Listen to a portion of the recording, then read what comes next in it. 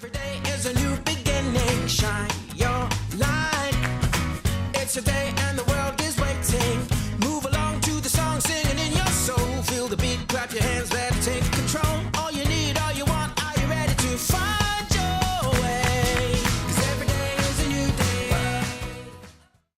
Welcome to Wisconsin Family. I'm Jessa Jeremiah. I'm Justin Riley. It is a gorgeous day here at the Beer Garden Oh my at Capital gosh. Brewery. We are so excited to be here. It's beautiful. The sun is shining. It is like the best part of summer. There's beer and it's gorgeous.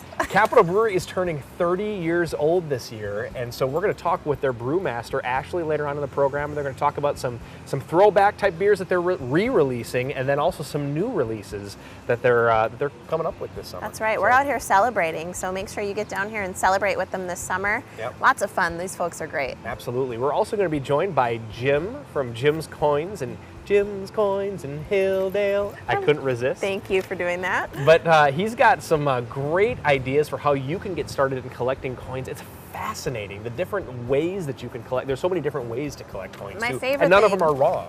Well, that's true. There's no rules. Caution Right. to the wind. Right. My favorite thing is getting the kids involved in history. I think it's such a great way to do that, so Yeah. we'll learn about that pretty Yep. soon. And we'll be joined by John and Chris from Accu Clime Mechanical Services, and they're going to talk to us a little bit about how they're a family company, a family-based company, and they're going to talk a little bit about their family and their history in the business as well. So. That's right. Stay with us. That'll be next here on Wisconsin Family. 'Cause every day is a new day.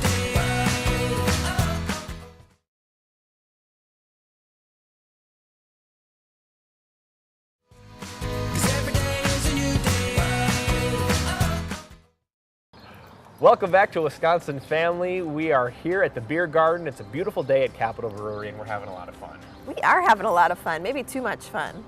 Maybe Is that possible? That's down the road a little bit. When's the band come on? That's Yeah. right. Great We're time. joined now by Chris Pramas and John Mankowski from Accu Clime Mechanical Services. Gentlemen, welcome back. Thanks for having us back. Yeah, So glad to have you. Nice to see you outside in the nice In these warm sun. semi-recliners. That's right. They are We're semi-reclining. relaxing. You know, we talked in our other episode. We talked a little bit with Laura from the Better Business Bureau, and she talked a little bit about doing not background checks, but finding out what the history of a company is before you kind of let them in your house, so to speak. So, you know, we know from experience that that's an important thing to do when we bring contractors into your home. Can you tell viewers a little bit about your guys' professional background? Well, in my personal case, I've been in the industry about 20 years. I started with a large mechanical contractor on the north side of Madison. Was part of the install process there and doing, but that was all industrial type stuff. From there, I moved into a wholesale end of it, where I learned exactly what about furnaces and air conditioners, what the parts were. Did a lot of service calls with my customers, so I could learn what they were doing and how they were doing it. And then from there, Chris and I got to know each other while I was there. And when North Star became available, Chris and I got together and decided we wanted to purchase the company and change the name to Accu Clime Mechanical Services. And I guess the rest, as they say, is history. That's my background, I guess, at that point. So I've got about 20 years in the industry. Wow. Okay. And John, obviously we know from being so involved in high school sports, and you guys are big supporters of local athletics, which we of course greatly appreciate, so do the folks at home. But we got to meet and get to know your family just a little bit, which was wonderful. Lovely folks. Tell us about them, or viewers at home if they haven't seen Well, them. my wife Cheryl and I have been married 21 years. We have 5 kids. My oldest is my son, who's 20, and then I've got 4 daughters that are 19, 17, 15, and 13. So, I mean, they kind of help out at the shop when they can, when they have time to pop out and help out. But yeah, that's kind of our background. Is we live in Sun Prairie. We love being in Middleton, though, with our location. I mean, it's great that we're shooting a Capital Brewery today in Middleton, 3 miles from our shop. So it's right in our area. Absolutely. Yeah. Your stomping grounds. Exactly. So how about you, Chris? What's your background? I've got about 30 years in the industry. I've been in the service end of things my whole career, from the East Coast originally. I'm currently part of the Lennox Impact Committee. I'm part of the Lennox Tech Committee. It's a big wet heat background, being from the East Coast. It's You're not a native of Wisconsin? I couldn't tell. You couldn't tell that, am I? No, it'll come out. We'll talk about chowder and stuff like that, maybe some lobster, and we'll go right down there. But yeah, no, about 30 years I've been doing it on the service end of things, installation and stuff. I had my own company out in the Northeast where I'm from originally. Moved here to Wisconsin in 06, the end of 06. So. And Chris, you're also married. Tell us a Yes. little bit about your family. I have a wife. We've been married for since 2012 now. Wow. So we're hitting year number 4. Yeah. For you. So we have 3 kids, daughter and 2 twin boys, hers from a prior marriage. Yeah. And so we live here again on the west side. So Nice. Twins. Nice. Twins. Family and 2 all family grown up men though. here. They're they're all grown up. The twins and Yeah. So no, They're really great kids too. Yeah. Yeah. So, John, you have a service tech and a helper on staff over at Accu Clime. Can you tell us a little bit about them? Give It's us some actually a background. father-daughter team is what it is. Okay, Yeah, all right. the guy that's our service tech, I've known him for about 15 years. He was actually one of my customers when I was in the wholesale end of it of sales.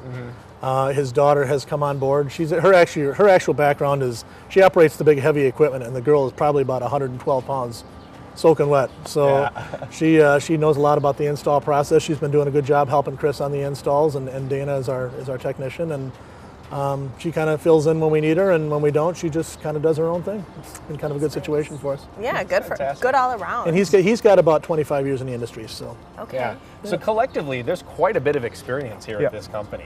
You know, Correct. I mean, We we're can almost talking- 80 years in it. 80 years. You know, that's a lot. That's pretty good. You know, you'll be in good hands with these guys at Accu Clime. They're your guys. You don't look a day over 79. Oh, thank you. Just teasing.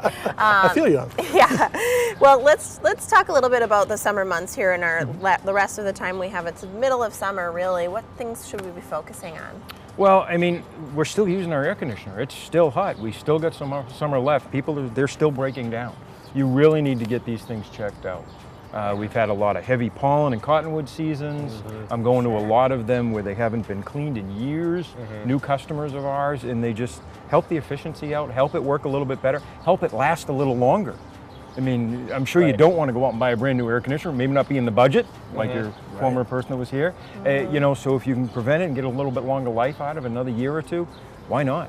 That's such a good point, because those are the things that I personally forget. Spend the money on the maintenance, because it's going to save you in the long run. Don't wait for something to happen necessarily.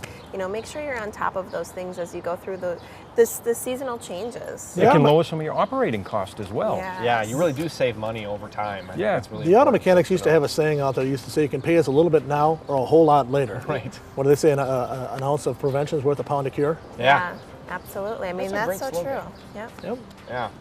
Well, John and Chris from Accu Clime Mechanical Services, thank you so much for joining us. Thanks As for having us always, out. It's great to have you. great Don't to go be here. away. There's more Wisconsin Family coming up right after the break. Stick around. 'Cause every day is a new day.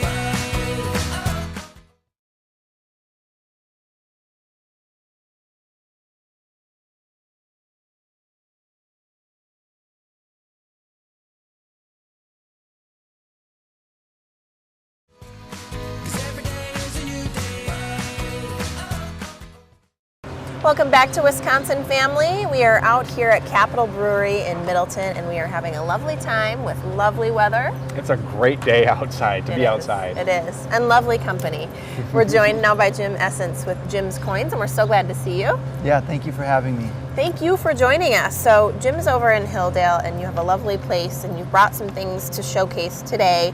But let's start with giving us some examples of sort of the ways in which people collect coins. What are some different ways you can collect? That's a great question. There's no set rules. There's no board of collectors that say you have to collect coins this way. It's what inspires you, basically. I love that. Rule free. Right. It's a free-for-all. It's to enjoy, and you can do it whatever you like. Just to inform your viewers, I will provide some examples of how people collect coins, and maybe Great. that will inspire them, because that's a big part of collecting is just exposure. And they, you know what? I think I like that too. You know, that kind of inspiration happens a lot. Some people like to collect coins by date. Okay. For example, all the Lincoln cents, it starts from 1909 and it goes up to the present, so they could collect each one by date. Here's Buffalo nickels by date. Okay. Really neat to see all the dates and mint marks there. Such a nice in an book, album. too. I like the way that that's displayed. Yep. There's lots of different ways to display the items as well. Here's a short set of Walking Liberty halves from 41, the kind of the wartime years up to 47. Oh, wow. In nice condition in a hard Capital plastics holder. Something that people enjoy collecting. And that way you could put it on your wall, you could display it easily as well. Here's a Franklin half set. Again, by date and mint mark. That's very cool. It gives you sort of a blast through history to think about. I mean, you know, there's all kinds of coins, but to me, even in particular, the types that we don't carry anymore. I mean, half dollars, you can't. It's just interesting. It takes Right, you back. can think back in the 40s and 50s when these were actually used. Everybody was using them. It kind of brings back a whole, like it puts you in a new world to really, see it those. does. Yeah. Absolutely. Yeah. Transports you. Yeah. And we've got some other examples here too. Right. Other ways to collect coins are by type. For example, one type of everything, like you'd have one Franklin half, one Walking Liberty half, Oh, yeah. one Buffalo nickel in top grade, or you know, as much as you could afford, 1 cent, and then you have a type collection. Here's some of the types. Here's a Morgan silver dollar from Carson City, in very nice condition. Very nice. A lot of people I like love to collect that idea too, because big- it gives you sort of a variety of different things. So you get to kind of do one of each and then have an example of each. Yes, That's yes. really neat. And What's this there's- one? This was a penny? Right, this is one of our specialties. It's actually a mint error coin where it was struck off center. Oh, And how so people funny. I like see. to collect those, and that opens up a whole new realm, different types of errors. Yeah. People really enjoy that. And here's a currency that goes with it, a $5 with one of the printings missing. Oh, how wow. funny. It's a one-sided. No, well, it's got the serial numbers, it's got the seals, but not Sure, the not rest the of the face. And then Okay. on the back, it's normal. Oh, how Wow. funny is that? So they So- even make mistaken money. That makes me feel better about life. Right, yes, yes. And you can learn about the minting process, the printing process, and talk about, you know, it kind of, if you do it with your youngster, you can talk about how did this occur? How could this have happened? You know, and all the different errors, and it kind of gets the mind, you know, get I things imagine that's a moving. great way to kind of get, if you want to start collecting coins with your kids, that's a great way to start doing it, is start asking these questions like, what do you think happened here to this penny, or why did that happen? Yes, exactly. When do you think they may have used, you know, a coin like that, you know, things like that. So, Absolutely. Yes, I think it's yes. great. Yeah. And what's Yes. interesting about some of these misprints, or you know, some of these, is they didn't throw them away or you know, decide not to use them, and they've actually, this mistake has then become more valuable. Isn't that Right, interesting? yes, it shouldn't have gotten out of the mint, but when it gets through their quality control, then it does become more valuable. Yeah. I like yeah, that. that's so interesting. So obviously we're talking about, what's this one here? We Well, haven't talked this about one this is yet. that's a silver bar. Okay. Usually people think of investment, but it's so cool to look at and to hold Yeah. that people also like to collect the precious metal just for the fun of owning it. Sure. In addition to the investment. So this is a silver bar. Another interesting thing that people get into is this is the toning on the coin is rainbow. This would be like a $60 or $70 coin without the rainbow, but with it, you know, it adds a few $100s to it. Wow. And that's just the natural way that the silver oxidized. Oh wow, okay. So, and people collect different colors and different patterns. And so it's really another fun way that people collect coins. And we talked in one of your previous segments, last time you were on, in fact, about how, you know, polishing your coins is something that is typically not desirable. You don't want to do that. You want to keep it kind of in that original state. Right. Some people might think, oh, that's dirty, clean it, but Right. they would be cleaning off money and desirability to collectors. Yeah. Wow. Wow, that's great. Interesting. So what's the best way to get started? What do you think? Well, there's to get started with and involved with your family and kids, there's the local Madison Coin Club. You can check out our website to see that. There's the Madison Coin Club, there's the State Numismatists of Wisconsin Club, there's Central States Club, there's the National American Numismatic Association, and all these places have meetings, and there's also the Boy Scouts. I've been talk at Boy Scouts, you can talk about it there. Just when you're getting into it, you can talk about, you can bring coins for show and tell at school, do talks at show and tell, a lot of different ways to get involved. Come in, bring the kids in and shop and get them interested in history. I just love that concept. I think that's so fun. Yeah, it's a fun hobby for the whole family. Jim Coins is over in Hilldale. This is Jim Essence. Thank you so much for sharing all this with us. We appreciate it. Thanks a lot for having me. We'll be back with more Wisconsin Family coming up next. 'Cause every day is a new day.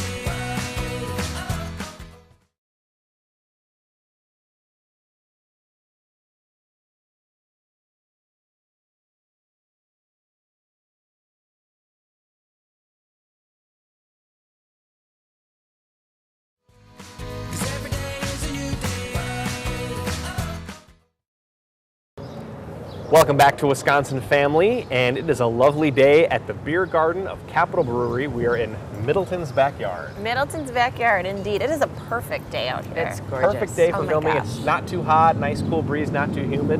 And we are joined now by Ashley Kinart. How are you, Ashley? Great, guys. Thanks for having me on. Thanks guys. for Good to see having you again. us. Yes, we love coming here. Yeah. So, Capital Brewery is turning 30. And Yep. that's so exciting. We're so excited for you guys. What beers have you guys made to celebrate this great birthday?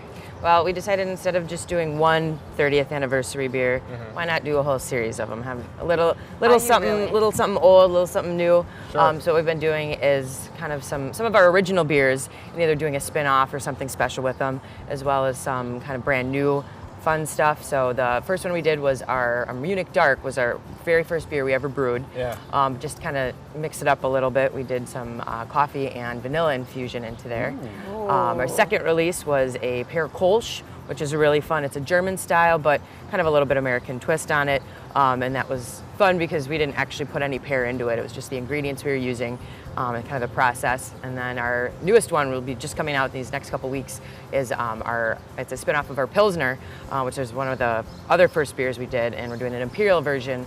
And actually our original brewmaster came out and brewed it with us. Oh, So wow, how cool. that was really, really neat to kind of get to meet him and hang out with him and kind of have a little the old generation, new generation kind of collaboration. So you've got some throwback going on here, which Yep, is pretty cool. absolutely. All Go right. big or go home. I love that you're doing a whole slew of beers for the 30th. But you know what? That's a huge milestone. Oh, yeah. That's Yeah. incredible. 30 years in the business. It's especially, these days there's so many craft brew companies coming up and people doing their own things, and you guys have just done such wonderful things over the years. It's fun to kind of throw back to the old days. Absolutely. And really may I like add that you guys were doing it before it was cool. Oh yeah, there was when they said they wanted to open a brewery in Middleton. Everybody thought they were crazy. Right. Like, Yeah. You're not, there's all these huge breweries around. You're gonna open a small brewery. little one? Right. How Right. is that gonna work? Yeah. So yeah, and nowadays, look at where we're at. There's almost a brewery on every corner in some places of the country. It's Oh, so yeah. true. Yeah. It's cool to be a part of the old school crew that Yeah. kind of spearheaded it for the Spearheaded rest that of Oh, us. effort. Yeah, absolutely. You've got some street cred. No, just kidding. But well, that's a ton of fun. 30th anniversary is a huge big deal. Some really fun things happening now. But let's talk about what's really important: the fall and winter. Back when I can have some beer again. What are you guys planning to get you through the rest of the year? So we will try to do one more of our 30th anniversary series, and that one's going to be kind of a play off our Oktoberfest. It is our best-selling seasonal, so we're actually getting into Oktoberfest brewing mode right now. It seems kind of early, but as far as kind of the lagering goes, you got to let it sit a little bit. So Yeah. that Oktoberfest will be coming out real soon. The Autumnal Fire will be ramping up for pretty quick here, and then I think that I haven't exactly decided what the 30th anniversary Oktoberfest is going to be, but it's going to be fun, and I think it's going to be, again, one of our best seasonals, one of the ones we've been doing for a pretty long time. You so have such a fun job, I know, Ashley. I I was just can't gonna get say. over it. Like, you get to, kind of think up these things and decide what you're going to do and plan ahead, and you must love it. oh yeah, Yeah. it's a ton of fun. There's Yeah. so many aspects to it. It's a little bit of everything, so Yeah. you never get bored for sure. So you guys are collaborating with your original brewmaster, Mr. Fred Scheer. How did that come about? How did you just call him up on the phone and say, hey, you want to do this? Or- Actually, he called us up. Really? I guess I didn't have all of my history of our company down very well, and so he called and left a message with our on the general line, and it's like I don't know if I know this guy, and like he wants to come meet up with me and talk to our president. And Scott was like, oh yeah, here, I'll give him a call. He was really excited because I don't think he's talked to him in years either. So. And it turns out, so he came out and we had some beers, chatted about stuff, and it turns out he's actually a big part in the Master Brewers Association, which a week or two later would have been my first meeting. Yeah. And so I was like, oh, well, we'll see you there. We got to hang out there. He kind of introduced me to everybody, pointed out the new kid in the crowd, and so I was embarrassed. And so it was really cool. It's fun to kind of chat with him and see what has changed, but see how much really is still the same, because the brewing processes, there's new technology, but there's a lot of stuff that will never change. But beer is still beer when it comes down to it. Oh, absolutely, Yeah. absolutely. Boy, oh boy. Okay, so dating back to Fred, now fast forward to we have you, Ashley, and I'm sure there's been folks in between. How does the process work? I mean, what do you do to decide what you're going to make, decide what you're going to call it, decide what flavors go in. Like, how do you even start? Yeah. I think the first thing I like to do is when is this beer coming out? What kind of beer do I want to drink at that time of the year? Or is there a special event, special something going on? So for like this 30th anniversary, we knew they had to be fun. We wanted to have some kind of our traditional roots, or for a couple of them, we wanted to do something new and different we hadn't done. As far as the naming goes, sometimes it's kind of a collaborative effort. Who's got a fun idea, everybody kind of brings stuff to the table. Well, you have the best names. I just love the names. They're so much fun and creative. You had mentioned that one of your brews that you're coming out with for the 30th anniversary has coffee and vanilla infused in it. Yep. And I'm curious to know how the infusion process works, how that affects the flavors, and what does that process look like? There's a lot of different times throughout the whole brewing process, and without getting too detailed and too much into the boring nitty-gritty stuff, we like to add it kind of a little bit towards the end of the process, and that keeps a lot of the aroma and flavors in there. Sure. Whereas there's some other stuff going on throughout fermentation, everything, that a lot of those aromatics and flavor compounds are kind of lost within the process. So infusing beers, you can kind of add it at a point to the process where you get your exact flavors. You're not worried about the flavors changing, and just kind of really pinpoint exactly how you want it to turn out. And it's a fun way. You can take just a regular beer you're already doing and put some extra fun stuff in it. So absolutely, and make it work for the season. I mean, different tastes, obviously, as you know, change throughout the season based on the temperature and the moods and the kinds of activities you're involved in. So you get to make those adjustments as you go through the year. Yeah. What are some other things that you've infused beer with? Give us some examples of things you've done in the past, and I don't know, maybe some things you want to do going forward you haven't done yet. Actually, our summer seasonal right now, for our draft version of it, we do a ginger lime infused version of the Lake House, which is this one right here. So that was a really fun one to infuse. Yeah. There's a lot of ginger peeling involved, but it's pretty fun.